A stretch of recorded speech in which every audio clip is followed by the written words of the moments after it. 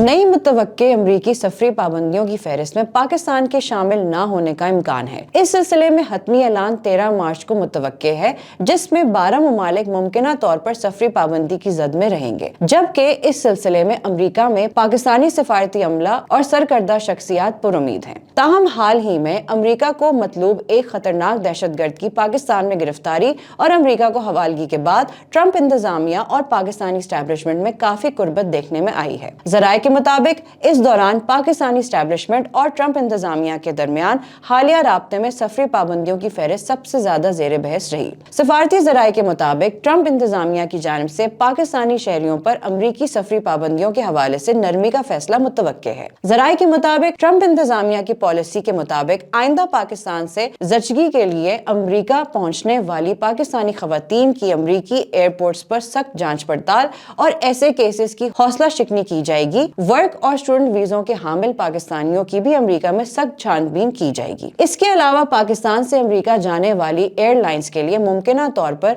नई सफरी एडवाइजरी जारी की जा सकती है। मजीद अपडेट्स के लिए देखते रहिए vnews.pk।